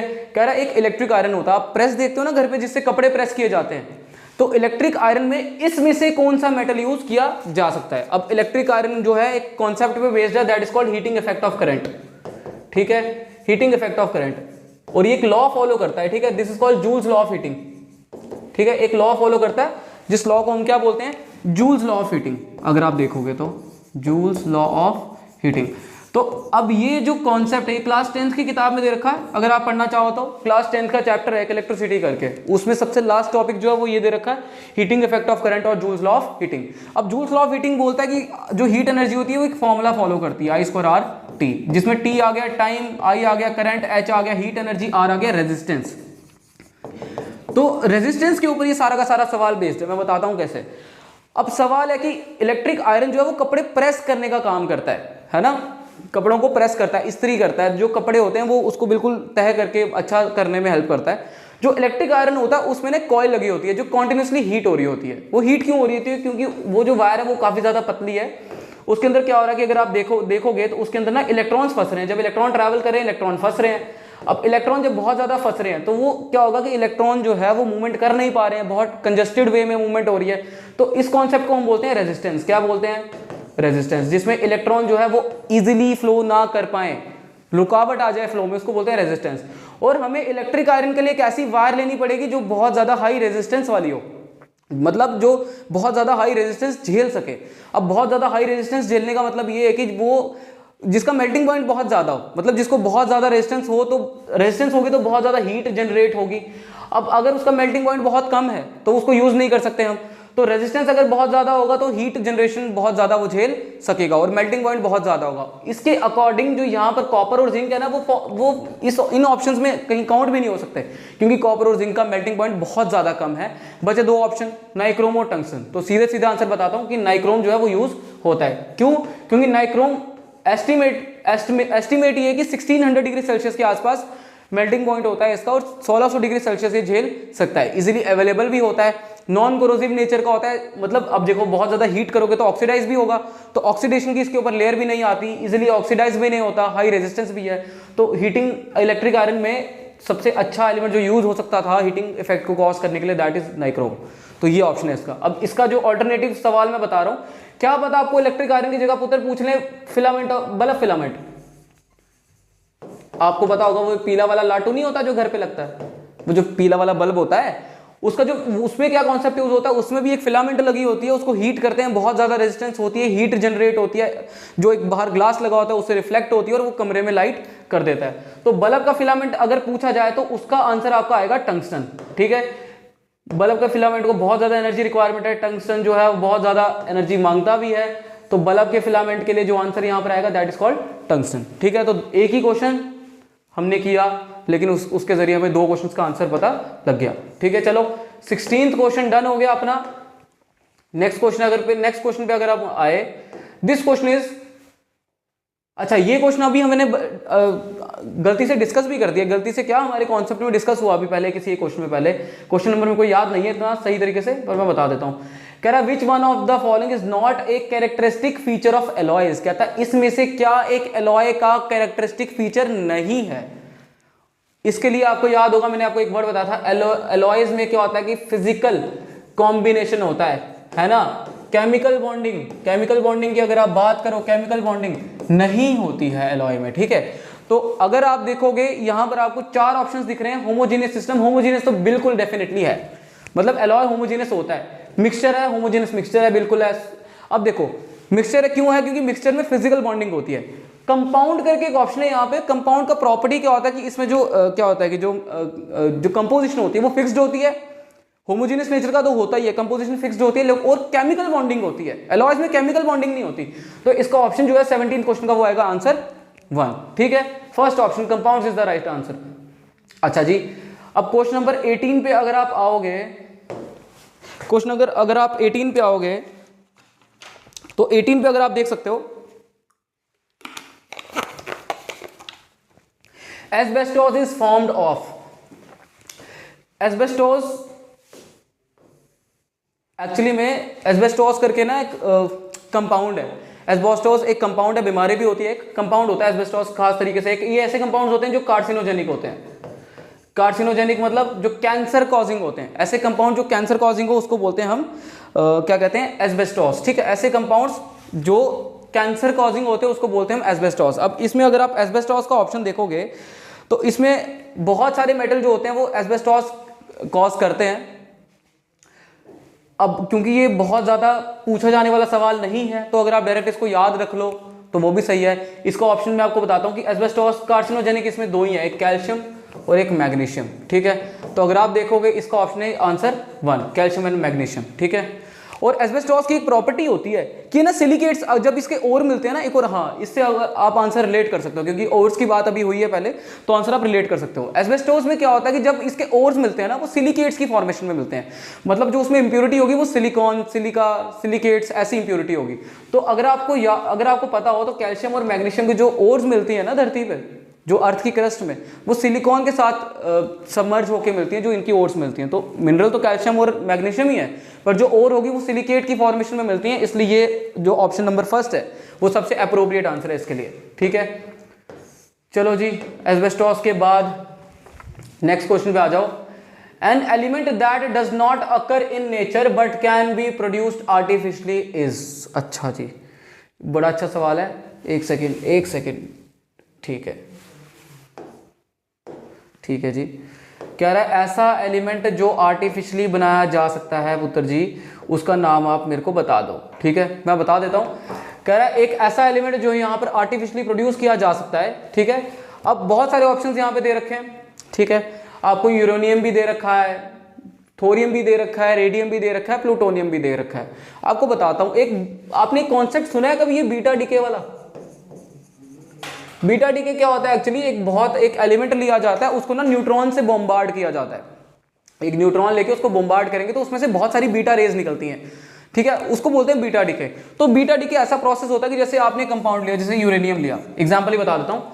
यूरेनियम लिया, यूरेनियम को आपने एक न्यूट्रॉन से बॉम्बार्ड करा, तो यूरेनियम ना लगा लो कुछ एस्टिमेट 2 से 3 घंटों में ना यूरेनियम में से अगर आप देखोगे ना तो बीटा डीके होना स्टार्ट हो जाएगी। आप सिंगल एक एटम को सिंगल न्यूट्रॉन से बॉम्बार्ड करो, सिंगल न्यूट्रॉन से इसकी रिएक्टिविटी कराओ, आप क्या देखोगे कि यूरेनियम जो है ना वो टूट के छोटा पार्टिकल बन गया हुआ है। ठीक है, तो यूरेनियम से एक आर्टिफिशियल एलिमेंट क्रिएट होता है, और इसमें से एक ऐसा ऑप्शन है जो मेटल नॉन मेटल पढ़ रखे हैं उनको डायरेक्ट आंसर पता होगा इसका, पर मैं थोड़ा स्टोरी बता रहा हूँ। ठीक है, तो यूरेनियम जो है, यूरेनियम को अगर आप न्यूट्रॉन से बॉम्बार्ड करो 2 से 3 घंटे में एक एलिमेंट बनता है। ठीक है, देन अगर आप उसको फर्दर आप क्या कहते हैं, इसमें से क्या होता है कि एक एलिमेंट बनता है इसमें, जिसमें से फर्दर बीटा डीके होती है। अब ये जो एलिमेंट यहाँ पे मिलता है, this element is called thorium. ठीक है, this element is called thorium. ठीक है, अब इसमें क्या होता है कि जब आप इसमें से बीटा डीके कंटिन्यूअसली होती रहती है तो 2 से 3 दिन के बाद ना एक ऐसा एलिमेंट मिलता है जो लैब में या नेचुरली, क्या कहते हैं, लैब में नहीं सॉरी, जो नेचुरली अर्थ की क्रस्ट में आज तक मिला ही नहीं है। ठीक है, that element is none other than plutonium. ठीक है, तो plutonium is the only element जो हम लेबोरेटरी मैन्युफैक्चर करते हैं। न्यूक्लियर फ्यूल होता है, अच्छा काफी है, न्यूक्लियर रिएक्टिविटी और न्यूक्लियर रिएक्टर्स में बहुत ज्यादा यूजेज है इसका। तो option 3 is the right answer. ठीक है जी, क्वेश्चन नंबर 20 पे आ जाओ। The manufacturing of iron from iron ore involves the process of. अब देखो ये रिएक्शन ना आपको बहुत आसानी से समझ आ जाएगी। अब आयरन और कोई भी एक ले लो, Fe2O3 ले लिया। ठीक है, अब इसमें से मेरे को आयरन ना फिल्टर आउट करना है। अब आयरन अगर फिल्टर आउट करना है तो मैं क्या चाहता हूं कि ऑक्सीजन इसमें से बाहर निकल जाए। ठीक है, अब अगर इसमें से ऑक्सीजन बाहर निकल जाए, ठीक है, तो ऑक्सीजन जब अगर बाहर निकल जाए तो ऑक्सीजन का लूज हो गया ना, यहाँ पे ऑक्सीजन लूज हो गया यहाँ पे। तो ऑक्सीजन का लूज होना is a type of what process? यहाँ पर 4 ऑप्शन है, अब देख लो। इलेक्ट्रोलिसिस तो नहीं है, फ्रैक्शनल डिस्टिलेशन भी नहीं है, तो ऑक्सीडेशन और रिडक्शन में से एक है। ऑक्सीडेशन हो गया addition of oxygen and reduction हो गया रिमूवल ऑफ ऑक्सीजन। तो आयरन का अगर कोई भी और होगा उसमें से मेरे को अगर आयरन अलग करना है, ठीक है, तो मेरे को रिमूवल ऑफ ऑक्सीजन करना पड़ेगा। Removal of oxygen is known as reduction reactions. तो आयरन की ओर से आयरन को फिल्ट्रेट करने का जो काम है, this reaction is called reduction reactions. Option 2 question number 20 के लिए राइट आंसर। ठीक है जी, नेक्स्ट क्वेश्चन पे आओ जी। ठीक है, electric fuse is an alloy of, कहता है इसमें से कौन सा इलेक्ट्रिक फ्यूज का एलॉय है। अगर आपको कोई भी क्वेश्चन रिपीट करना तो आप मेरे को बता सकते हो, ठीक है। ठीक है, question number 21, electric fuse is an alloy of. कहता है इसमें से मैंने आपको बताया हुआ कि कौन सा एलॉय जो है वो इलेक्ट्रिक फ्यूज के लिए काम आएगा, ठीक है। अब देखो मैंने आपको बता दिया कि बहुत सारे एलॉयज इसमें दिए रखे हैं। फ्यूज की रिक्वायरमेंट क्या है कि फ्यूज की रिएक्टिविटी ना ये लो रेजिस्टेंस वायर होना चाहिए, लो रेजिस्टेंस वायर होना चाहिए। और यहां पर वो मेटल्स, यहां पर सिर्फ 2 मेटल्स ऐसे हैं जिनका कॉम्बिनेशन सबसे ज्यादा लो रेजिस्टेंस क्रिएट करता है, that is tin and lead, ठीक है। अब मोस्ट ऑफ द केसेस में जो करंट जो घर पे आती है वो हम देखते हैं कि 15 एम्पियर से कम की या 15 एम्पियर टू द मैक्स होती है, तो उस केस में जो फ्यूज होता है जो अप्लायंसेस के साथ लगता है वो टिन और लेड का है। अदरवाइज अगर 15 एम्पियर से बड़ा हो तो कॉपर और लेड का भी लग सकता है, ठीक है, आप देख लेना वो। तो यहाँ पर फ्यूज दे रखा है, यहाँ पर कॉपर और लेड तो दिया नहीं ऑप्शन, कॉपर और आयरन दिया हुआ है, तो कोई भी ऑप्शन सही तो है नहीं यहाँ पे। तो फ्यूज के लिए right answer is option number first, ठीक है। In silvery paints the main constituent present is. ये सवाल इतने बच्चों का गलत होता है, मैं क्या बताऊं आपको, बहुत सारे एग्जाम्स में पूछा गया हुआ है, तो बहुत सारे बच्चों का गलत होता है। तो वो बोलते हैं कि सिल्वरी पेंट में क्या होता है, सिल्वर होता है। अब आप देखो सिल्वर, अगर पेंट का एक डब्बा आता है वो कितना सस्ता होता है। अगर आप छोटा सा डब्बा लोगे वो आपको 500-600 का पड़ता है, वो आपको नॉर्मली 300-400 का पड़ता है, ठीक है, छोटा सा जो डब्बा होता है, छोटा सा टिन होता है जो पेंट का। तो सिल्वर अगर डायरेक्ट उसमें डाल दिया जाए, सिल्वर को पिघला के सिल्वर कलर दे दिया जाए तो वो तो कंगाल हो जाएंगे। तो इसका एक ऑल्टरनेट है, यहाँ पर एक ऐसी चीज है जो सिल्वर पेंट, जो सिल्वर पाउडर के ऑल्टरनेट में यूज होती है, जो बहुत ज्यादा बेनिफिशियल होती है और सिल्वरी अपीयरेंस भी देती है, ठीक है, that is called aluminium powder. सीधे याद रख लो एल्यूमिनियम पाउडर, ठीक है। अगर आप मिरर्स को देखोगे, मिरर्स के पीछे पॉलिशिंग में भी काम आता है, ठीक है, ताकि रिफ्लेक्शन अच्छे से हो जाए। मिरर्स की पॉलिशिंग के लिए भी एल्यूमिनियम पाउडर काफी ज्यादा काम आता है। तो क्वेश्चन नंबर 22 का answer is aluminium powder. Next question पे आ जाओ, सिलिकॉन इज अ। अब देखो जी, अब सिलिकॉन जो है मैं बता देता हूं आपको, 4 ऑप्शंस दे रखे हैं। नॉन कंडक्टर, नॉन कंडक्टर को इंसुलेटर भी बोलते हैं, तो नॉन कंडक्टर, इंसुलेटर, सेमीकंडक्टर और कंडक्टर। सिलिकॉन एक्चुअली में ना एक ग्रुप ऑफ मेटलॉइड में फॉल करता है, और मेटलॉइड वो होते हैं जो सेमी कंडक्शन करते हैं, जो कंडक्शन करते भी और नहीं भी करते अपने मन से। तो सिलिकॉन एक तरीके का सेमीकंडक्टर है। अगर ये खुद ब खुद बिना किसी मिलावट के कंडक्शन कर गया इलेक्ट्रिसिटी और हीट की, तो इसको हम बोलेंगे इंट्रिंसिक, इंट्रिंसिक सेमीकंडक्टर, ऐसे लिख रहा हूं शॉर्ट फॉर्म में। अगर इसको मिलावट की जरूरत पड़ी और उस मिलावट के प्रोसेस को हम बोलते हैं डोपिंग, तो क्या होता है कि सिलिकॉन के साथ या तो हम फास्फोरस की मिलावट करेंगे या तो हम बोरॉन की मिलावट करेंगे, ठीक है। अगर फास्फोरस की मिलावट कर दी या कोई भी मिलावट की, इस प्रोसेस को बोलेंगे डोपिंग। और इस दौरान जो सेमीकंडक्टर बनेगा, this is called extrinsic semiconductor, क्योंकि हमें यहां पर एससी मतलब सेमीकंडक्टर, ठीक है। तो सिलिकॉन यहां पर जो ऑप्शन है जो सबसे सही मुझे लगता है, that is called semiconductors. Option A या ऑप्शन 1 जो भी है वो राइट आंसर है यहां पे। अच्छा जी, कहता है which of the following metal is used in spacecraft to withstand high temperature, ठीक है। कहता है यहां पर जितने भी मेटल्स हैं उसमें सबसे ज्यादा हाई टेम्परेचर झेलने की क्षमता किसमें है, आपको आंसर मिल जाएगा। अब विथस्टैंड हाई टेम्परेचर, अगर आपको मैं बताऊं आयरन, ये Fe मतलब आयरन, Ti मतलब टाइटेनियम, ये निकल और ये लेड। निकल, लेड, आयरन, इन सब का जो है, अब मैं आपको एक थोड़ा सा प्रोसेस ऑफ एलिमिनेशन भी सिखाता हूं। तो निकल, लेड जो भी है वो कुछ ऐसे एलिमेंट्स है जिनका मेल्टिंग पॉइंट बहुत ज्यादा कम है, बहुत ज्यादा इजिली ये क्या होता है कि मेल्ट हो सकते हैं। आयरन भी बहुत इजिली मेल्ट हो सकता है, इसलिए अगर आप थर्माइट वेल्डिंग देखो उसमें पिघल जाता है थोड़ा सा एल्यूमिनियम के साथ, ठीक है। तो ये जो है इनके मेल्टिंग पॉइंट आयरन का, निकल का और लेड का बहुत ज्यादा कम है। बेशक ये बहुत अच्छे मेटल हैं, पर टाइटेनियम यहाँ पर एक ऐसा मेटल है जिसका मेल्टिंग पॉइंट इन चारों ऑप्शंस में तो सबसे ज्यादा टाइटेनियम का है। और इसका मेल्टिंग पॉइंट अगर आपको मैं अप्रोक्सीमेशन से बताऊं तो लगा लो लगभग मान के चलो 600 डिग्री सेल्सियस ये झेल सकता है इन ऑप्शंस में। हालांकि ये मैं ये नहीं कह रहा हूं कि सबसे ज्यादा इसी का है पूरे पीरियोडिक टेबल में, पर इन 4 ऑप्शन में सबसे बेटर टाइटेनियम का, तो मैं टाइटेनियम ऑप्शन के साथ जाना चाहूंगा, ठीक है। चलो जी, कोई डाउट वाउट हो तो कमेंट सेक्शन में बता देना, देख लेंगे फिर नेक्स्ट लेक्चर में कवर अप कर लेंगे, ठीक है। चलो जी, कहता brass gets discoloured in air due to constant exposure in presence of. कहता अब देखो ब्रास एक एलॉय है ना, ब्रास और ब्रॉन्ज हमने पढ़ा था, ब्रास का भी हमने एलॉय पढ़ा, ब्रास का हमने एलॉय का आंसर भी पढ़ा। Brass is an alloy of zinc and copper, पढ़ लिया था हमने पीछे, ठीक है। ब्रास की फॉर्मेशन में जिंक और कॉपर यूज होता है।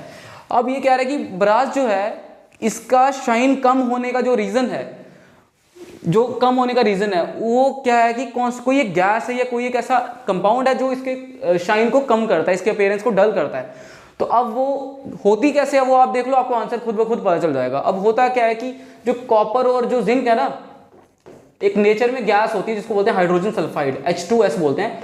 ये इसके साथ रिएक्शन करके ना जिंक सल्फाइड या कॉपर सल्फाइड करके कंपाउंड बनाते हैं, अगर आप देखोगे, ठीक है, जिंक सल्फाइड और कॉपर सल्फाइड। अब जिंक एज ए मेटल थोड़ा शाइनी हो सकता है, पर जिंक सल्फाइड जो थोड़ा ब्लैकिश टेक्सचर में आता है। जैसे अगर आप देखोगे सिल्वर जो होता है नया नया कितना चमकता है, लेकिन कुछ टाइम के बाद वो डल हो जाता है। वो सिर्फ और सिर्फ, अब होता तो सिल्वर नॉन रिएक्टिव नेचर का ना, थोड़ा लाइट रिएक्टिविटी का है, लेकिन सिल्वर जो है हाइड्रोजन सल्फाइड से रिएक्शन करके सल्फर की लेयर उसमें आ जाती है, जिसकी वजह से वो ब्लैकिश हो जाता है। तो ये जिंक सल्फाइड और कॉपर सल्फाइड बन जाता है जो ब्लैकिश लेयर के हैं। अब असली में देखो ब्रास के डल होने का रीजन के पीछे जिन मेटल से बना है वो है, तो ब्रास के डल होने के पीछे जो गैस है वो ये है, ये अगर आप देख लो गैस ये है हाइड्रोजन सल्फाइड दोनों केसेस में। तो यहाँ पर सबसे अच्छा ऑप्शन जो है वो आपके लिए ऑप्शन नंबर 2 हाइड्रोजन सल्फाइड है। ठीक है जी। अच्छा नेक्स्ट क्वेश्चन देख लो तब तक। The percentage of nitrogen present in ammonium sulphate is. अब देखो एमोनियम सल्फेट का फॉर्मूला पहले आप देख लो, देन उसके बाद आप परसेंटेज कैलकुलेट करो। कैलकुलेट करेंगे खुद बैठ के करेंगे, ठीक है। यहां पर मैं इसका सॉल्यूशन देता हूं इस क्वेश्चन का, थोड़ा न्यूमेरिकल क्वेश्चन में है लेकिन बहुत आसान है, थोड़ा देख लेना। परसेंटेज निकालने के लिए क्या होता है, परसेंटेज ऑफ एलिमेंट के लिए ना फॉर्मूला होता है एक, ठीक है। आप देखो परसेंटेज कितना, ठीक है, परसेंटेज के लिए एक फॉर्मूला होता है। आप देखो कि कितना मास ऑफ एलिमेंट जो है वो उस कंपाउंड में प्रेजेंट है अपॉन मास ऑफ कंपाउंड क्या है पूरा का पूरा, और परसेंटेज फाइंड आउट करना है तो मल्टीप्लाई बाय 100 तो करना ही पड़ेगा। अब आपको बोला गया है कि अमोनियम सल्फेट का जो अमोनियम आयन है NH4 है, सल्फेट का जो आयन है SO4 है। अब मैं आपको बताता हूं कि अमोनियम सल्फेट का फॉर्मूला मैं डायरेक्ट बता सकता हूं, पर क्रिस क्रॉस मेथड से देख लो कि फॉर्मूला बनता कैसे है। इसका जो चार्ज होता है इसके ऊपर +1 होता है, इसका चार्ज होता है अमोनिया का +1 होता है और इसका चार्ज होता है -2। तो अब हो इस मेथड को बोलते हैं क्रिस क्रॉस मेथड, जिससे पता चलता है कि एग्जैक्ट फॉर्मूला क्या आएगा। फॉर्मूला बिल्डिंग के लिए होता है, केमिकल कॉम्बिनेशन पता करने के लिए होता है, ठीक है। अभी SO4 जो है वो इस 1 के साथ मल्टीप्लाई होगा, साइन को हम इंपॉर्टेंट नहीं लेते हैं, साइन इंपॉर्टेंट नहीं होते हैं यहाँ पे, और ये 2 की मल्टीप्लिकेशन NH4 के साथ होगी। तो ये जो फॉर्मूला पूरा का पूरा बन गया, ये बन गया NH4 ट्वाइस SO4, ये फॉर्मूला बन गया अमोनियम सल्फेट का। अब मेरे को इसका मॉलिक्यूलर मास फाइंड आउट करना है। मॉलिक्यूलर मास फाइंड आउट करने के लिए आपको पीरियोडिक टेबल के पहले 20 एलिमेंट भी आते होंगे ना, तब आपका चल जाएगा काम। जैसे मैं आपको बताता हूँ, नाइट्रोजन का नंबर है 7, इसका मास है 14, हाइड्रोजन का नंबर है 1, इसका मास है 1, सल्फर का नंबर है 16, इसका मास है 32, एंड ऑक्सीजन का नंबर है 8 और इसका मास है 16। नंबर एटॉमिक नंबर 8 है, एटॉमिक मास 16 है, एटॉमिक नंबर 7 मास 14, एटॉमिक नंबर 1 मास 1, एटॉमिक नंबर 16 मास 32। आप देख लो कि लगभग डबल है, पर ऐसा नहीं होता, आगे जाके थोड़ा चेंज हो जाता है, क्योंकि बीच में क्लोरीन भी आता है जिसका 35.5 है, वो एवरेज एटॉमिक मास बोलते हैं उसको। क्वेश्चन आएगा तो बता दूंगा वो भी। अब मेरे को इसका मास फाइंड आउट करना है, तो मास फाइंड आउट करने के लिए मैं आपको क्या बोलता हूँ, मैं आपको मास फाइंड आउट करने के लिए बता रहा हूँ कि मैं अमोनियम सल्फेट का थोड़ा यहाँ फाइंड आउट करूंगा। अब मेरे को पता है कि 2 नाइट्रोजन N×2 4 और हाइड्रोजन टोटल 8, 2 नाइट्रोजन है, 4 हाइड्रोजन है, सॉरी 8 हाइड्रोजन है, प्लस 1 सल्फर है, 4 ऑक्सीजन है, 1 सल्फर है 4 ऑक्सीजन है, ठीक है। तो नाइट्रोजन का मास है 14। अब मैं मास अगर पुट करूं तो नाइट्रोजन का मास आ जाएगा 14 पुट करना है यहाँ पे, हाइड्रोजन की जगह 1 पुट करना है, सल्फर की जगह 32 पुट करना है और ऑक्सीजन की जगह 16 पुट करना है। जब आप ये सारा का सारा कर लोगे सॉल्व, तो ये आ जाएगा आपका 28, ये आ जाएगा आपका नाइट्रोजन का ओवरऑल 28, हाइड्रोजन का 8, सल्फर का 32 और ये आ जाएगा 32। ओवरऑल सॉल्व करके अगर आप प्लस करोगे आ जाएगा 36 और 64, 36 और 64, 36 एंड 64, क्या आ जाएगा 0 1, ठीक है। SO4, अच्छा ऑक्सीजन 4 है, 16 × 4 करना पड़ेगा, सॉरी 16 × 4 करना पड़ेगा। ऑक्सीजन के मास, ऑक्सीजन टोटल 4 थे गाइस, तो 16 × 4 64 होता है, तो 36 + 32 + 64 टोटल करो, यह आ जाएगा 12 1, यह आ जाएगा 132। तो मास ऑफ कंपाउंड तो आपके पास आ गया 132, डालो यहाँ पे 132। मास ऑफ एलिमेंट जो यहाँ पे प्रेजेंट है, 2 नाइट्रोजन के मॉलिक्यूल प्रेजेंट थे, तो मास ऑफ एलिमेंट कितना प्रेजेंट है 28, मल्टीप्लाई बाय 100 करो, ठीक है। तो यहाँ पर थोड़ी सी स्पेस लूंगा, थोड़ा यहाँ सॉल्व करके बताता हूँ, ये आ जाएगा 28 डिवाइडेड बाय 132 मल्टीप्लाई बाय 100। अब मैं इसको अगर सॉल्व करूँ, ये आ जाएगा 14, ये आ जाएगा 66, ये आ जाएगा 7, इट वुड बी 33, तो ये आ जाएगा आपका कुछ 700/33 आ जाएगा, कुछ अप्रोक्सीमेशन बताता हूँ, 21.21%। तो यहाँ पर 21.21% जो ऑप्शन है वो यहाँ पर एक ही है जो अप्रोक्सीमेशन से है, दैट इज आपका ऑप्शन नंबर 1, 21%। ठीक है, ये प्रॉपर न्यूमेरिकल सॉल्व करके बता दिया। सबसे पहले क्या किया, मैंने फॉर्मूला बता दिया आपको कि परसेंटेज ऑफ एलिमेंट निकालने के लिए वो मास ऑफ एलिमेंट देखो कि उस कंपाउंड में कितना प्रेजेंट है, अपॉन में क्या करना है कि टोटल मास ऑफ कंपाउंड जो है वो कैसे है, मल्टीप्लाई बाय 100 कर दो। मास ऑफ एलिमेंट, इसमें 2 एटम थे, एक एटम का 14 मास है तो 2 एटम का 28 आ गया। पूरे कंपाउंड का मास अभी निकाल के बताया 132 आ गया, तो 28/132 आ गया, मल्टीप्लाई बाय 100 हो गया। सॉल्व करोगे, बाकी तो सिंप्लीफिकेशन है, 21.21% आया, तो अप्रोक्सीमेशन के साथ आंसर जो है ऑप्शन नंबर फर्स्ट। ठीक है जी, अगले टॉपिक पे आ जाओ, अगले क्वेश्चन पे आ जाओ जी। Which metal is the heaviest in the periodic table among the following. कहता है इनमें से सबसे हैवीएस्ट मेटल कौन सा है। अब देखो, ऐसे अगर हैवीएस्ट एलिमेंट पूछा जाए ना, अगर आपसे हैवीएस्ट एलिमेंट पूछा जाए तो हैवीएस्ट एलिमेंट वही होगा जिसका एटॉमिक नंबर सबसे लास्ट है और जब सबसे लास्ट डिस्कवर हुआ है। मैं बताता हूं, ओजी करके सिंबल है, ऑर्गेनेसॉन 118 नंबर है। ठीक है, ऑर्गेनेसॉन करके, तो ऑर्गेनेसॉन जो है वो सबसे हैवीएस्ट एलिमेंट है, पर it is a noble gas, it is not a metal. तो मेरे से पूछा गया कि हैवीएस्ट मेटल कौन सा है पूरे के पूरे पीरियोडिक टेबल में, तो इसका आंसर है ऑस्मियम। याद रखना, ऑस्मियम का जो फॉर्मूला है दैट इज OS, तो first is the right answer. ठीक है, क्वेश्चन नंबर 28 पे आ जाओ। The important metal used with iron to produce stainless steel is. कहता आयरन के साथ इसमें से कौन सा इंपॉर्टेंट मेटल है जो स्टेनलेस स्टील बनाने में हेल्प करता है। अब देखो, स्टेनलेस स्टील का मैंने कॉम्बिनेशन बताया था आपको, आयरन, कार्बन, क्रोमियम। अब ये मेटल है, ये नॉन मेटल है, ये मेटल है। अब मेरे को मेटल पूछा गया कि आयरन के साथ कौन सा होता है, तो नॉन मेटल पूछा जाता कार्बन लेता, लेकिन मेटल पूछा गया तो क्रोमियम आंसर ले लूंगा। ठीक है, तो option B is the right answer इस केस में। चलो जी, लास्ट के कुछ क्वेश्चंस में आ रहे हैं हम। अगर किसी को लग रहा है कि उसका टाइम थोड़ा ज्यादा ले रहा हूं, पर मैं ये सभी के हिसाब से वीडियो बना रहा हूं। मैं उन बच्चों के लिए भी ये वीडियो कंप्राइज है जो केमिस्ट्री जिनका फेमिलियर सब्जेक्ट नहीं है, जिनको आता है वो आंसर देख सकते हैं डायरेक्ट, जिनको एक्सप्लेनेशन थोड़ा जानना है तो वीडियो फास्ट फॉरवर्ड करके भी देख सकते हो आप। ठीक है, नेक्स्ट क्वेश्चन पे आ जाओ। विच of the following metal can deposit copper from copper sulphate solution. कहता है कि कॉपर सल्फेट सॉल्यूशन से कॉपर को अलग करके डिपॉजिट करने का काम इसमें से कौन सा मेटल करेगा। अब देखो, एक रिएक्टिविटी सीरीज करके सीरीज होती है, उसमें क्या होता है कि आपको पता लगता है कि जो सबसे ऊपर होगा सबसे ज्यादा रिएक्टिव एलिमेंट होगा, जो सबसे नीचे होगा वो सबसे लीस्ट रिएक्टिव होगा, हाई रिएक्टिविटी से लो रिएक्टिविटी।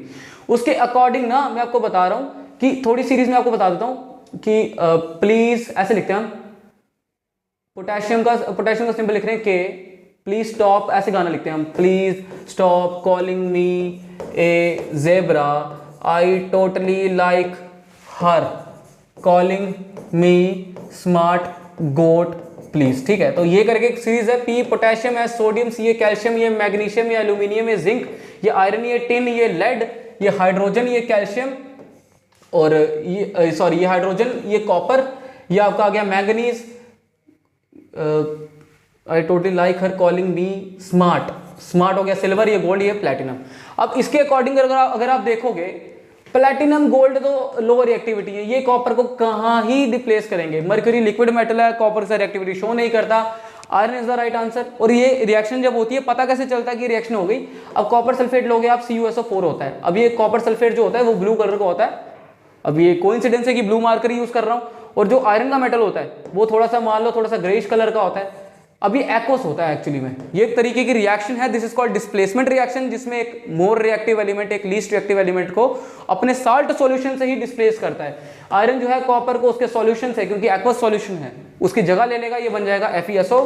अब एक और कोइंसिडेंस बता देता हूं आपको, ठीक है, कि ये जो कलर है जो सॉल्यूशन का वो ब्लू से चेंज हो जाएगा, क्योंकि कॉपर सल्फेट का कलर होता है ब्लू, ये ब्लू से चेंज होता है ग्रीन में, और कॉपर जो है साइड पे डिपॉजिट, ठीक है, कॉपर सल्फेट जो साइड पे डिपॉजिट हो जाएगा। तो इस क्वेश्चन का जो राइट आंसर मेरे अकॉर्डिंग में आता है that is option number 3 iron. ठीक है जी, नेक्स्ट क्वेश्चन पे आ जाओ। कहता है which of the following the non metal found in the liquid state is. Liquid state में एक ही नॉन मेटल होता है, डायरेक्ट आंसर याद रखना, ब्रोमीन। ठीक है, ब्रोमीन इकलौता ऐसा नॉन मेटल है जो लिक्विड स्टेट में होता है। ये एक्चुअली में इसका ब्रोमीन का जो एटॉमिक नंबर होता है 35 होता है। ठीक है, थोड़ा देख लेना, तो इसका जो राइट आंसर है ऑप्शन नंबर 1 ब्रोमीन। ठीक है, चलो जी नेक्स्ट क्वेश्चन में मिलते हैं। नेक्स्ट क्वेश्चन में मिलते हैं क्या है, नेक्स्ट क्वेश्चन कर लेते हैं। आयरन रस्ट क्विकली इन, अब देखो कहता कि आयरन को इसमें से किस में सबसे ज्यादा अच्छे तरीके से जंग लगेगा। अब चारों तो पानी है, फर्क क्या है इन पानी में, देखो जो रेन वाटर होता है, रिवर वाटर, डिस्टिल्ड और सी वाटर। अब देखो डिस्टिल्ड वाटर में कोई भी आयंस नहीं होते, नो आयंस। रेन वाटर में भी आयंस नहीं होते हैं, इंप्योरिटी हो सकती है, आयंस नहीं होते। रिवर वाटर क्योंकि फ्लो करता रहता है कॉन्टिन्यूसली, तो इसके अंदर भी आयंस नहीं होते। अब रस्ट लगने के लिए क्या चाहिए कि जो आयरन का मेटल है उसके ऊपर ना आयन का इलेक्ट्रोप्लेटिंग होना चाहिए। आयन जो है वो अगर आयंस अगर होंगे पानी में या जिस भी पानी में आयरन जंग लग रहा है आयरन को, तो अगर उसमें आयंस है मतलब इलेक्ट्रॉन लेने देने की कैपेबिलिटी है तो इसको जंग आसानी से लगेगा, तो सबसे ज्यादा जल्दी भी लगेगा। तो आयंस होना रस्टिंग को फेवर करता है, रस्टिंग को आयंस की प्रेजेंस जो है वो फेवर करती है। तो यहाँ पर आयंस जो है वो सी वाटर में सबसे ज्यादा होंगे। सी वाटर का पानी जो होता है थोड़ा सॉल्टी होता है, नमक मिला हुआ होता है उसमें, Na positive Cl negative ion है ना, तो इसलिए आयरन को जो है सबसे ज्यादा जंग क्वेश्चन नंबर 2 के केस में लगेगा। फिर आ गया मैग्नेटाइट इज, अब हमने सबसे पहला क्वेश्चन करा, ठीक है, जिसमें हमने क्या किया, हमने सबसे पहले क्वेश्चन में हमने पढ़ा है कि सबसे प्योरेस्ट फॉर्म कौन सा है, उसमें भी मैंने आपको क्या कहते हैं मैग्नेटाइट के बारे में बता दिया था। अब मैंने बताया था कि सबसे ज्यादा जो और हमें मिलती है वो 72.4% आपको बताया था मैंने मैग्नेटाइट। ठीक है, तो मैग्नेटाइट का फॉर्मूला इज Fe3O4, Fe2O3 मैंने आपको बताया था हेमेटाइट होता है, FeCO3 आयरन कार्बोनेट होता है, Fe2O3.3 टाइम्स H2O, इसको जियोथाइट बोलते हैं। ठीक है, जियोथाइट बोलते हैं, सिडराइट और होती है एक्चुअली में, तो ये वो हो रहा है, तो Fe3O4 is the right answer. चलो जी मैग्नेटाइट का भी हो गया। चलो जी नेक्स्ट क्वेश्चन आ गया उत्तर जी, the metal used for making aircrafts and rockets is, क्या था, इसमें से कौन सा मेटल एयरक्राफ्ट्स और रॉकेट्स में काम आ सकता है। अब इसमें से एयरक्राफ्ट्स और रॉकेट्स में वही काम आएगा जो नॉन कोरोसिव नेचर का होगा, जिसके अंदर डक्टिलिटी और मेलेबिलिटी प्रॉपर्टी अच्छी होगी, और जो है high amount of electricity heat current झेल सकता है। तो इस हिसाब से सबसे अच्छा मेटल जो इन चारों में है ना वो एल्यूमिनियम है, याद रखना, क्योंकि कॉपर तो थोड़ा सा वीक होता है, कॉपर की लो रिएक्टिविटी काफी ज्यादा हाई है, और कॉपर को जंग आसानी से लगता है, तो कॉपर खराब हो जाएगा। एल्यूमिनियम को जब जंग लगता है ना तो एल्यूमिनियम Al2O3 बन जाता है, ये प्रोटेक्टिव लेयर होती है जिसकी वजह से और फर्दर कोरोजन नहीं होता है, एल्यूमिनियम प्रोटेक्ट हो जाता है इस लेयर के बनने की वजह से। इन सब रीजंस की वजह से एल्यूमिनियम यूज करना सबसे अच्छा ऑप्शन होगा एयरक्राफ्ट्स और रॉकेट्स के लिए, मेरे लिए। ठीक है, चलो जी, which of the following is very reactive and kept in kerosene, ये एनसीईआरटी के क्वेश्चन है, एनसीईआरटी का क्वेश्चन है, क्योंकि मैंने एनसीईआरटी में रीड करा है, ये क्लास 8th में भी 8th की एनसीईआरटी रहेगी मे बी, उसमें मैंने रीड करा है, मेटल नॉन मेटल करके चैप्टर है उसमें। तो विच of the following is very reactive and kept in kerosene, क्या था, इसमें से एक मेटल ना बहुत ज्यादा रिएक्टिव है। अब आयोडीन और अब देखो नहीं मेटल नहीं पूछा, is very reactive and kept in kerosene, क्या था, इसमें से सबसे ज्यादा रिएक्टिव कौन सा है। रिएक्टिव तो इसमें से मैं आपको बताता हूँ सीधे सीधे, एक दो तरीके के एलिमेंट है, एक बताता हूँ सोडियम की स्टोरी, एक बताता हूँ फास्फोरस की। सोडियम क्या होता है कि सोडियम ना बहुत ज्यादा तेजी से एटमॉस्फेरिक एयर से और एटमॉस्फेरिक ऑक्सीजन से रिएक्शन शो करता है, और क्या कहते हैं कि और पानी के साथ बहुत ज्यादा रिएक्शन शो करता है। ठीक है, जिसके से ना एक्सप्लोजिव और ब्लास्ट हो जाता है। फॉस्फोरस जो है एयर के साथ बहुत जल्दी रिएक्शन शो करता है, इसलिए फॉस्फोरस को वाटर में सेव करके रखते हैं और सोडियम को केरोसिन में। तो अगर केरोसिन का क्वेश्चन आ जाए तो उसका सही ऑप्शन अगर आपको लिखना हो तो option number 1 sodium is the right answer रहेगा। ठीक है जी, तो चलिए 34 क्वेश्चन हो गए हैं, चलते हैं आज के लास्ट क्वेश्चन की तरफ। तो लास्ट क्वेश्चन रहा आपकी स्क्रीन पे ये, which of the following is a metallic ore, कहता है इसमें से कौन सा एक मेटालिक ओर है। अब देखो क्वार्ट्ज माइका ये दोनों के दोनों सिलिका ओर है, सिलिका मतलब सिलिकॉन, और सिलिकॉन एक मेटलॉइड है। ठीक है, मेटलॉइड है। फेल्ड्स्पार अगर मैं आपको बता दूं, फेल्ड्स्पार ना एक नॉन मेटालिक ओर है, फेल्ड्स्पार एक नॉन मेटालिक ओर है। और गैलेना कोई भी ऐसी ओर जो लेड को कॉम्प्राइज करती है उसको गैलेना बोलते हैं। ठीक है, गैलेना बोलते हैं उसको। ठीक है, तो आज का जैसे अगर गैलेना का मैं बताता हूं, गैलेना की एक एग्जांपल है लेड ग्लैंस। ठीक है, लेड की ओर है, गैलेना की एक एग्जांपल है। ठीक है, तो गाइज आज के 35 क्वेश्चंस रहे आपकी स्क्रीन पे। ये वीडियो अच्छी लगी हो तो एक बार लाइक जरूर करना, क्योंकि बहुत टाइम के बाद वीडियो पोस्ट होने जा रही है FAA के कोर्स में। अब इसके एग्जाम मार्च में, ये तो मैं आपको बता चुका हूँ। मेहनत अच्छे से करो, कंटिन्यूस में आपके लिए वीडियो लेके आता रहूँगा। कोई डाउट होगा तो कमेंट सेक्शन में ज़रूर बताना, और जो हमारे साइट को फर्स्ट टाइम विजिट कर रहा है वो लाइक, शेयर, कमेंट और सब्सक्राइब जरूर करो चैनल को, ठीक है। तो चलिए इसी के साथ खत्म करते हैं। Thank you so much guys.